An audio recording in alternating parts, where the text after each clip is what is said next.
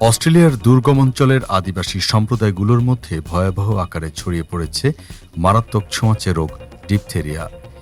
একে দেশটির ইতিহাসে সবচেয়ে বড় ডিপথেরিয়া প্রাদুর্ভাব হিসেবে বর্ণনা করা হয়েছে। পরিস্থিতি নিয়ন্ত্রণে দেশজুড়ে বিশেষ টিকাদান কর্মসূচি ঘোষণা করা হয়েছে। তবে এরই মধ্যে 4টি রাজ্যে একে অপরের সাথে সম্পর্কহীন অনেক রোগীর সন্ধান মিলেছে। এই প্রেক্ষাপটে সরকারের ধীরগতির পদক্ষেপ এবং উদাসীনতা নিয়ে ইতোমধ্যেই নানা মহলে তীব্র ক্ষোভ ও প্রশ্ন দেখা দিয়েছে। উদ্বেগজনক এই প্রাদুর্ভাবের কথা প্রথম প্রকাশ্যে আসে গত মার্চের শেষের দিকে। নর্দার্ন টেরিটরির প্রখ্যাত জনস্বাস্থ্য কর্মকর্তা এবং সেন্ট্রাল অস্ট্রেলিয়ান অ্যাবরিজিনাল কংগ্রেসের প্রধান চিকিৎসা কর্মকর্তা ডক্টর জন বোফা জানান, প্রাদুর্ভাব শুরু হওয়ার বেশ কয়েক মাস পর তারা বিষয়টি জানতে পেরেছেন। ততদিনে নর্দার্ন টেরিটরির স্বাস্থ্য বিভাগ ত্বকের ডিপথেরিয়ায় আক্রান্ত ৩৭ জন রোগীকে শনাক্ত করেছিল। মূলত গত বছরের মে মাস থেকেই ছড়াচ্ছিল এই রোগ। এর পাশাপাশি ডারউইন ও অ্যালিস স্প্রিংসে 4 জন মারাত্মক ও প্রাণঘাতী শ্বাসতন্ত্রের ডিপথেরিয়ায় আক্রান্ত হয়।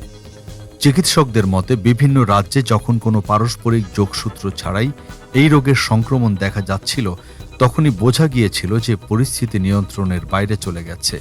বিচ্ছিন্ন রোগী পাওয়ার অর্থই হল রোগটি চারপাশেই ছড়িয়ে পড়েছে এবং এর জন্য দ্রুত ব্যাপক ভিত্তিক পদক্ষেপের প্রয়োজন ছিল। কিন্তু মাঠ পর্যায়ে কাজ করতে গিয়ে চিকিৎসা কর্মীরা দেখেন, আদিবাসী জনগোষ্ঠীর মধ্যে এই রোগের ভয়াবহতা, টিকাদান পদ্ধতি বা বুস্টার ডোজ নেওয়ার বিষয়ে ন্যূনতম সচেতনতা নেই, প্রয়োজনীয় তথ্যেরও অভাব ছিল।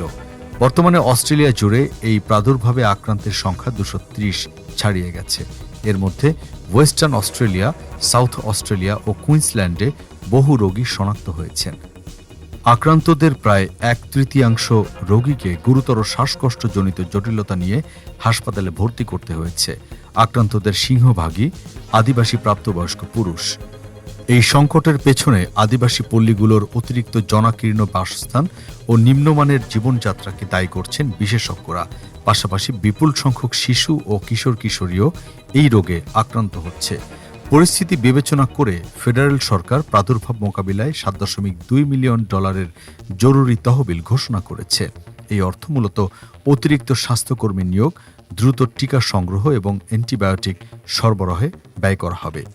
চিকিৎসকেরা আশা প্রকাশ করেন, এই নতুন তহবিলের সঠিক ব্যবহার, প্রাপ্তবয়স্কদের বুস্টার ডোজের হার বৃদ্ধি এবং নিবিড় যোগাযোগের মাধ্যমে আগামী দিনগুলোতে এই মারাত্মক প্রাদুর্ভাব কমিয়ে আনা সম্ভব হবে।